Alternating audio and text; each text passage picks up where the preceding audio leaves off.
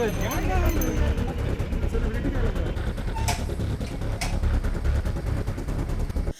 आप live cities देख रहे हैं। मैं हूं जय शुक्ला। सबने समझा था कि भाई अब ये आईएएस बनेगा। लोगों ने ये समझा था कि हमारे इलाके का लड़का यूपीएससी क्रैक कर चुका है और अब ये बड़ा नाम कमाएगा।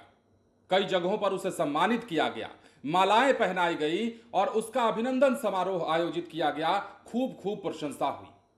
लेकिन असली खेल तब शुरू हुआ जब मामले की जांच हुई और सोशल मीडिया पर यह दावा करने वाला वो लड़का जिसने ये कहा कि यूपीएससी परीक्षा उसने क्रैक किया है, 440वां रैंक उसने हासिल किया है, जब खुलासा हुआ तो पता चला ये तो कुछ भी नहीं। पास करना तो छोड़िए, ये परीक्षा में बैठा तक नहीं है। और यह खबर जैसे ही सबके सामने आई, सभी के होश फाख्ता हो गए। खबर है बिहार के शेखपुरा से, और शेखपुरा में एक युवक का अजीबोगरीब कारनामा इन दिनों सुर्खियां बटोर रहा है। मामला वही है जो हमने आपको बताया है। यूपीएससी परीक्षा में यह बैठा भी नहीं था और यूपीएससी परीक्षा में सिलेक्शन होने का यह दावा सोशल मीडिया पर कर रहा था, जिसके बाद लोग भी इसके झांसे में आए और सबने यह मान लिया कि अब ये तो आईएएस बनने वाला है।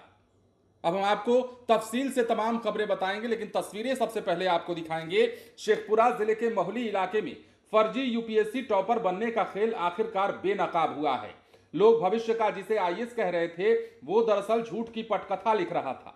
मामला मोहली थाना क्षेत्र के फतेहपुर गांव निवासी रंजीत यादव ने फतेहपुर गांव से जुड़ा है, जहां के रंजीत यादव ने सोशल मीडिया पर दावा किया कि उसने यूपीएससी परीक्षा में 440वां रैंक हासिल किया है। अब लोगों ने फूलों की माला पहनाई, मिठाई खिलाने के साथ साथ सम्मान समारोह कर डाला, लेकिन कुछ ही दिनों में इस कामयाबी की चमक फीकी पड़ने लगी। जब इस खबर की जांच की गई तो पता चला कि असली 440वां रैंक कर्नाटक के रणतीत कुमार आर की है। यानी जिस सफलता का जश्न मनाया जा रहा था वो किसी और की मेहनत थी। सच्चाई सामने आते ही पुलिस हरकत में आई। एसडीपीओ ने बताया कि मोहली थाना अध्यक्ष राम प्रवेश भारती और डीआईओ की टीम ने माफ कीजिएगा, संयुक्त कार्रवाई करते हुए शहर के कॉलेज मोड़ से रंजीत यादव को गिरफ्तार किया है। इसके बाद उसे थाने ले जाया गया। न्यायिक प्रक्रिया के तहत उसे जेल भेजा गया है। यह कहानी उस अंधी वाहवाही की भी है जिसमें बिना जांच के ही किसी को आईएएस बना दिया जाता है। कल तक जो लोग देश का भविष्य जिसे बता रहे थे, आज वो लोग फर्जीवाड़े पर खामोश हैं।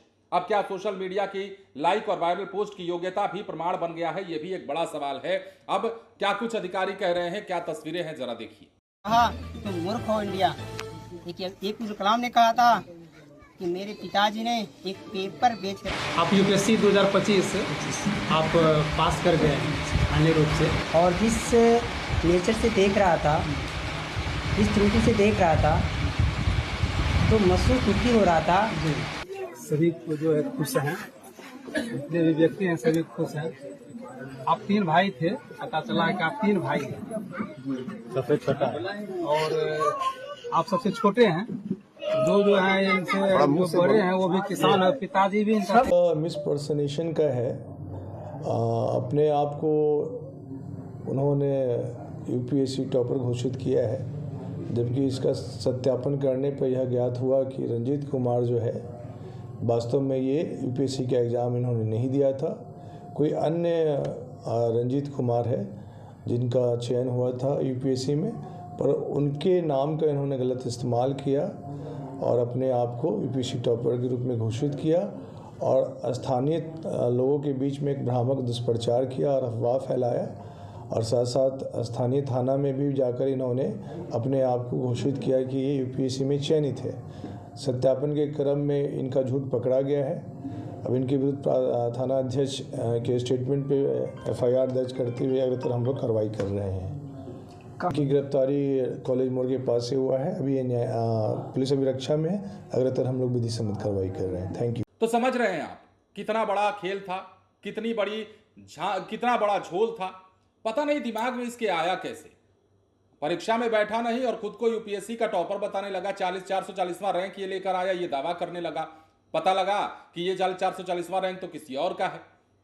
लोगों ने खूब आनंद लिया, खूब मिठाइयां बांटी, खूब जश्न मनाया, खूब मालाएं पहनाई गई। लेकिन अब जब इस खेल का खुलासा हुआ है तो किरकिरी भी हो रही है और साथ ही हैरानगी भी हो रही है कि आखिर कैसे कैसे लोग बिहार में भरे पड़े हैं।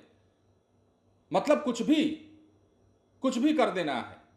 एग्जाम में बैठे नहीं और पास होने का दावा कर देना है। अब जेल की हवा खाएंगे।